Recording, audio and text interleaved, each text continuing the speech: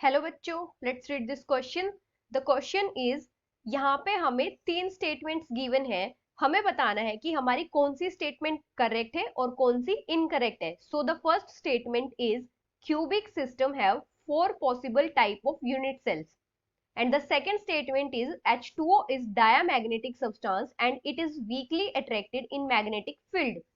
And the third statement is graphite is a covalent solid with van der Waals forces as well. तो हमें यहाँ पे बताना है कि हमारी तीनों स्टेटमेंट्स में से कौन सी ट्रू है और कौन सी फॉल्स है। And the options are false false true, false true false, true false false and false false false। तो यहाँ पे हमारा की कॉन्सेप्ट क्या होगा?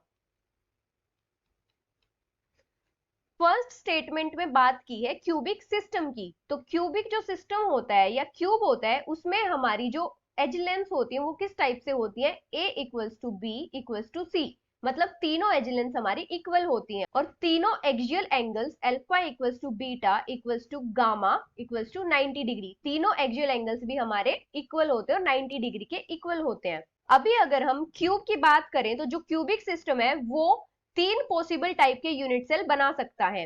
Cubic system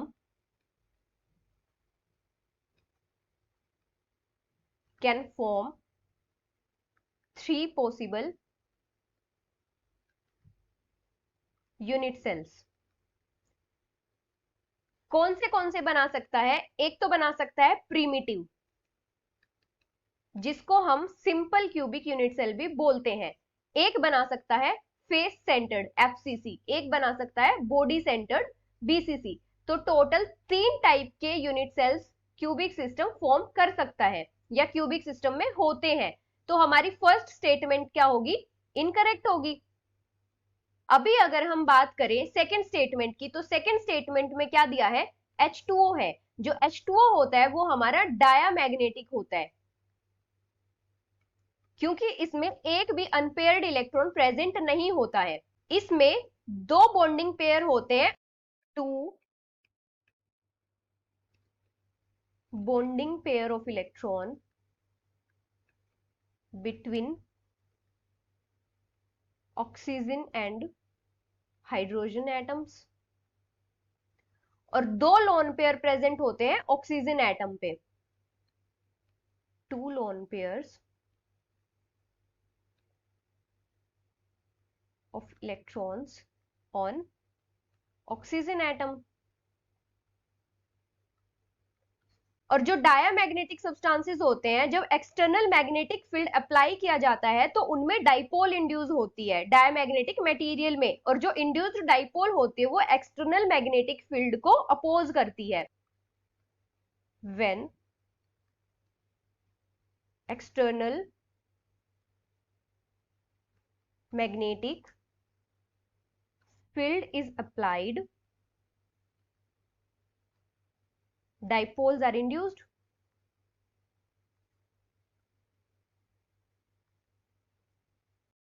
and these induced dipoles opposes the external magnetic field.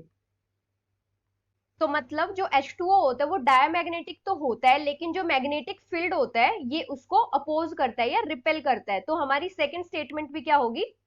False. अभी अगर हम थर्ड स्टेटमेंट की बात करें तो ग्रेफाइट जो होता है, ग्रेफाइट में सारे के सारे कार्बन्स जो होते हैं वो एक दूसरे से अटैच होते हैं through non polar bonds. all carbon atoms are attached to one another through non-polar bonds। और ये नॉन पोलर बॉन्ड्स क्यों फॉर्म होते हैं? Due to same electronegativity.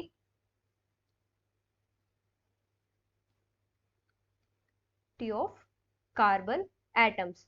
Carbon atoms की सेम इलेक्ट्रोनेगेटिविटी की वजह से नॉन पोलर बॉन्ड्स फॉर्म होते हैं कार्बन एटम्स के बीच में, और इन नॉन पोलर बॉन्ड्स को हम कोवेलेंट बॉन्ड्स बोलते हैं, कोवेलेंट बॉन्ड्स।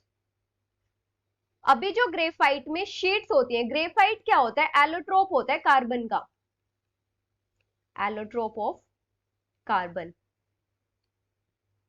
इसमें शीट्स प्रेजेंट होती है, और जो शीट्स होती हैं उनके बीच में वीक फोर्सेस ऑफ अट्रैक्शन होती हैं, weak forces of attraction between the sheets, और इन वीक फोर्सेस ऑफ अट्रैक्शन को हम वेंडरवॉल्स फोर्सेस बोलते हैं।